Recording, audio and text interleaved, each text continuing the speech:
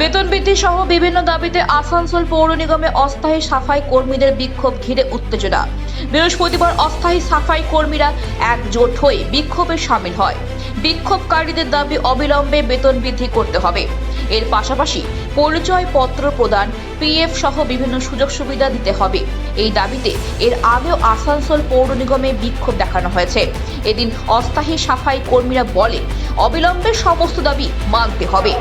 আমাদের পেমেন্ট বাড়ার জন্য প্লাস আমাদের আইডেন্টি কার্ড, ড্রেস আর পিএফের জন্য আলোচনার মধ্যে হয়েছে যে আমরা পিএফটাও দিব আর আইডেন্টি কার্ডও দেবো আর আপনার ড্রেসও দেবো, ওগুলো সব মান্যতা হয়েছে। কিন্তু পেমেন্ট বাড়ার জন্য মাত্র আমাদের ছিল 347 টাকা, সেখানে করা হবে 393 টাকা।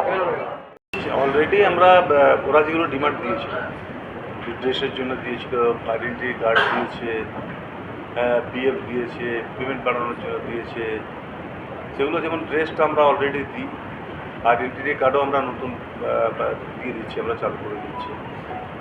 আর পেমেন্টটা অলরেডি ওরা যেটা রেখেছিল, পেমেন্টটা স্টেট গভর্নমেন্ট যেটা করেছে সেই পেমেন্টটার জন্য দেওয়া হয়। আমরা অলরেডি 342 টাকা যেটা স্টেট গভর্নমেন্টের আছে তার থেকে আমরা 5 টাকা বেশি দিচ্ছি। আসানসোল থেকে রাহুল পাসওয়ানের রিপোর্ট, খবর বাংলা।